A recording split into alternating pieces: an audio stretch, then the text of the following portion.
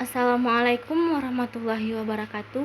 Perkenalkan, nama saya Hafifah Febratul Husna, nomor BP 2011-03-2011. Baik, saya akan mempresentasikan tentang estimasi biaya tahap desain. Estimasi biaya proyek. Suatu proses penentuan atau determinasi tentang biaya-biaya yang terlibat pada suatu konstruksi untuk setiap proyek yang ada. Estimasi adalah seni memperkirakan atau kemungkinan jumlah biaya yang diperlukan untuk suatu kegiatan yang didasarkan atas informasi yang tersedia pada waktu itu. Metode-metode berdasarkan tahapan. Yang pertama, estimator konseptual, berfungsi pada fase skematik di mana fase detail belum ada. Yang kedua, estimasi preliminary atau awal, disiapkan oleh arsitek atau engineer lebih definitif. Yang ketiga, estimasi engineer, disiapkan oleh konsultan, tingkat akurasi 3% karena desain total telah tersedia. Yang keempat, estimasi penawaran, dibuat oleh kontraktor, mencakup total biaya proyek ditambah dengan mark dengan keuntungan perusahaan. Tujuan utama dari estimasi untuk mengidentifikasi kebutuhan sumber daya, biaya dari durasi dan hasil, dan estimasi biaya bisa juga disebut dengan RAP atau proposal biaya. Estimator. Peran estimator adalah kunci dari suatu proyek atau suatu pekerjaan atau proyek yang mengendalikan biaya. Tahap RAB, Engineer Design. Pada dasarnya, penyusunan RAP terdiri dari 3 bagian pokok materi. Yang pertama, kesatuan, membaca gambar rencana tahap desain, membuat daftar uraian pekerjaan secara berurutan. Yang kedua, menghitung volume tiap-tiap pekerjaan, membuat HSP.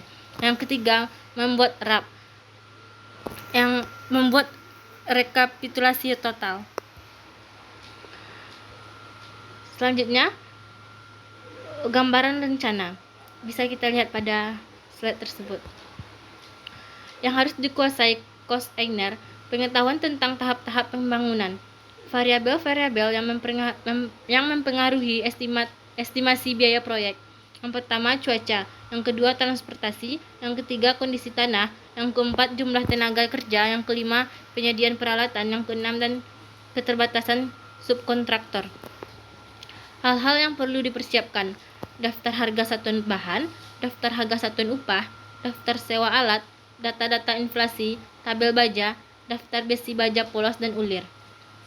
Hal-hal yang harus dikuasai oleh seorang estimator: dapat membaca dan memperkirakan rencana-rencana, mengetahui pengetahuan matematika untuk volume, pengetahuan matematika untuk biaya material, dapat memvisualisasikan suatu gambar kerja, serta dapat memberikan solusi untuk beberapa masalah. Mempunyai pengalaman kerja pada bidang konstruksi sehingga dapat menggambarkan proyek yang sesungguhnya dipikirkan dan dituangkan di kertas dalam bentuk estimasi. Mengetahui tentang kinerja tenaga kerja dan operasional, mengetahui pengetahuan tentang harga-harga yang berkaitan dengan proyek, mempunyai kemampuan mengoperasikan komputer baik software dan hardware, mempunyai kemampuan untuk memenuhi tenggang waktu penawaran. Aturan dasar dalam metode pengukuran. Yang pertama, pengukuran harus dilakukan sesuai dengan yang tertera pada gambar kerja. Yang kedua, dalam melakukan pengukuran, semua yang terlibat pada gambar harus dihitung. Yang ketiga, menghitung harus dilakukan pada setiap jenis pekerjaan yang masing-masing termasuk material, pekerjaan, peralatan, dan biaya lainnya. Yang keempat, dalam melakukan pendimensian harus dilakukan dalam ukuran panjang, lebar, dan tinggi. Yang kelima, seluruh pekerjaan harus dihitung dengan memberikan toleransi. Yang keenam, jenis pekerjaan yang sama namun dikerjakan dalam kondisi dan sifat yang berbeda harus dihitung secara terpisah. Yang ketujuh, penentuan tambahan atau tunjangan untuk sisa atau buangan harus dilakukan pada setiap bagian yang memerlukan dan bukan pada saat akhir estimasi ini karena sifat material, peralatan yang digunakan, prosedur manajemen. Prinsip satuan. Satuan berperan penting dalam menghitung volume pekerjaan pada proses kuantiti. Secara umum, prinsip satuan Yang pertama, pekerjaan yang tergolong besar mempunyai volume dan tebal hendaknya dihitung dalam satuan kubik atau volume. Yang kedua, pekerjaan permukaan yang tergolong dangkal dan tipis dihitung dengan satuan persegi atau luas. Yang ketiga, pekerjaan pada bagian yang panjang dan tipis dapat dihitung dengan satuan hal. Empat, pekerjaan sebagian tertentu dihitung dalam bentuk satuan. Volume pekerjaan merupakan jumlah volume bagian pekerjaan dalam satu kesatuan yang bisa disebut pula kubikasi pekerjaan dan perhitungannya dilakukan berdasarkan gambar. Metode perhitungan volume pekerjaan. Yang pertama, metode dinding terpisah. Metode ini pengukuran dilakukan dengan cara mengukur panjang eksternal dinding satu arah. Dinding arah panjang secara out to out dan panjang bagian dalam bidang pendek pada tegak lurusnya secara in to in. Metode garis sumbu. Metode ini pengukurannya dilakukan dengan cara mengukur panjang total garis as, baik pada arah panjang maupun pendek yang mempunyai tipe pondasi yang sama. Penyusunan RAP. Yang pertama, RAP, rencana anggaran biaya, merupakan jumlah dari masing-masing hasil peralihan volume dengan harga satuan pekerjaan. Yang kedua, harga satuan pekerjaan adalah jumlah harga bahan dan upah tenaga kerja berdasarkan perhitungan analisis. Yang ketiga, sebelum mendapatkan harga satuan pekerjaan, terlebih dahulu dilakukan analisa bahan dan analisa upah. Yang keempat, secara skematis kedudukan harga satuan bahan, harga satuan upah, dan harga satuan pekerjaan dapat dilihat sebagai berikut. Mengapa perlu dihitung? Beberapa keuntungan apabila terlebih dahulu kita menghitung biaya proyek adalah: yang pertama, jenis pekerjaan apa saja yang akan digunakan untuk diadakan. Yang kedua, volume macam-macam bahan yang akan dibutuhkan dalam membuat proyek dapat diketahui. Yang ketiga, jumlah biaya yang diperlukan untuk membuat proyek tersebut dapat diperkirakan sehingga perputaran keuangan dapat diatur. Yang keempat, pekerjaan apa saja yang sudah ataupun yang belum sesuai pekerjaan dapat dikontrol. Yang kelima, pemilik dapat terbentuk dalam bernegosiasi tentang harga penawaran kontraktor atau pihak kedua, sehingga tidak akan merugikan pemilik sebagai pihak pertama. Tahap-tahap penyusun RAP. Penyusun daftar uraian pekerjaan. Untuk menyusun uraian pekerjaan, estimator terlebih dahulu membaca dan menguasai gambar rencana dan rencana kerja syarat-syarat. Yang kedua, menyusun WBS. Yang ketiga, daftar ini dapat menjadi acuan sehingga memudahkan menghitung volume, biaya, dan pengontrolan.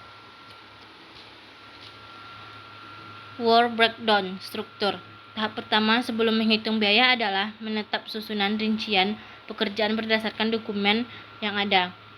Susunan rincian pekerjaan dirumuskan melalui hierarki dari jenis proyek YBS. Tiap hierarki dari proyek diuraikan menjadi item-item pekerjaan secara detail.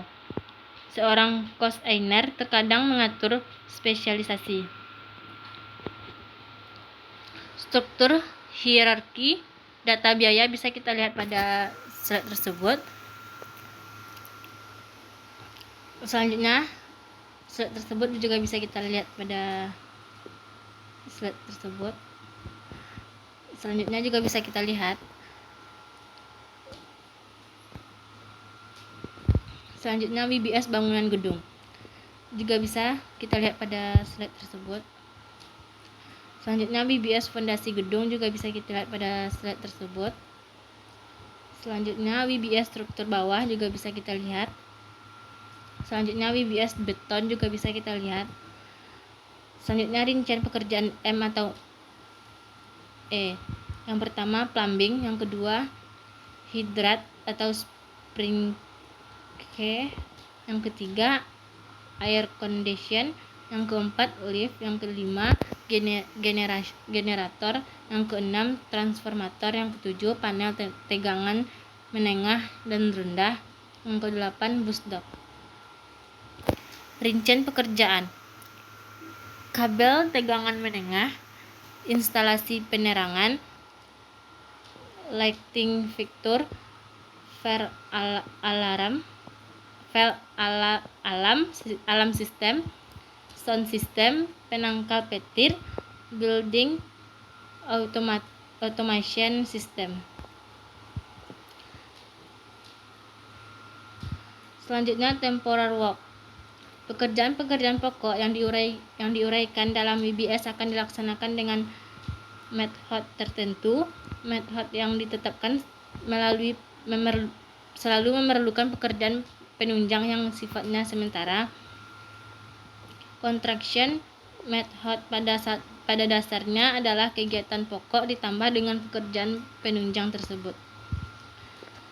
Hubungan kegiatan pokok dan penunjang bisa kita lihat pada slide tersebut.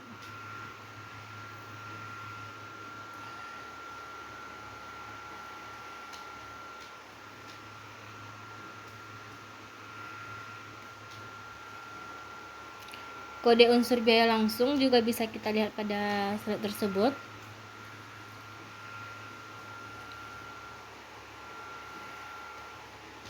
Kode jenis tiap unsur BL juga bisa kita lihat pada slide tersebut.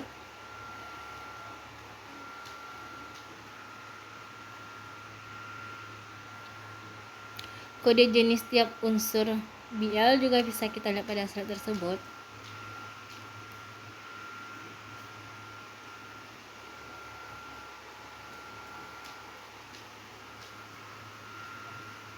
Kode jenis tiap unsur yang ketiga juga bisa kita lihat pada slide tersebut.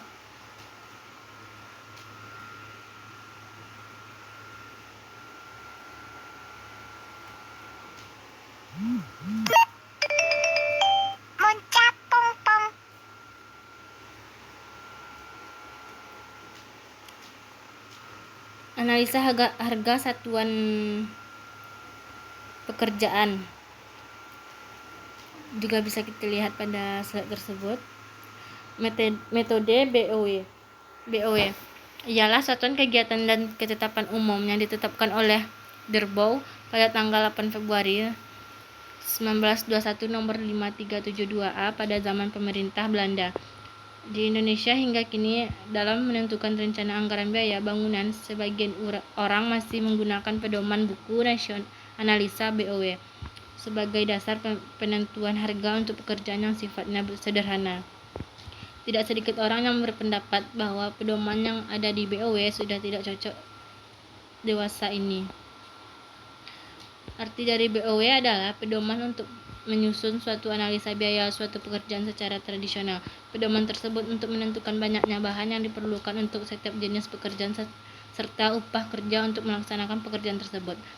Analisa BOW hanya dapat dipakai untuk pekerjaan padat kerja yang memakai peralatan konvensional seperti gergaji, cangkul, dan lain-lain. Peralatan konvensional ini masih menggunakan tenaga manusia untuk menggerakkan peralatan tersebut, sedangkan bagian pekerjaan yang menggunakan peralatan modern atau alat berat, analisa BOW tidak dapat dipergunakan sama sekali.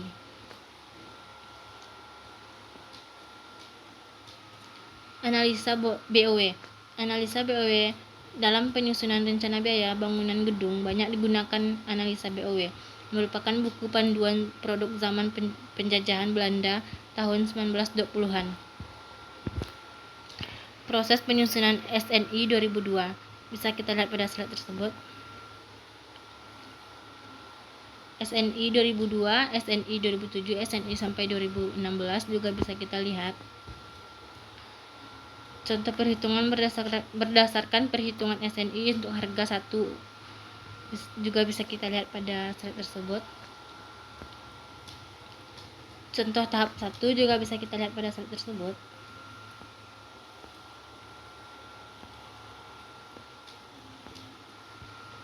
Contoh yang kedua juga bisa kita lihat pada slide tersebut.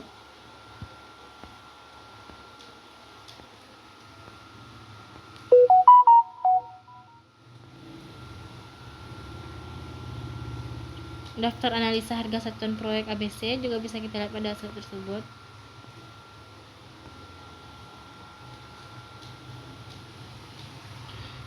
Sekian presentasi saya. Assalamualaikum warahmatullahi wabarakatuh.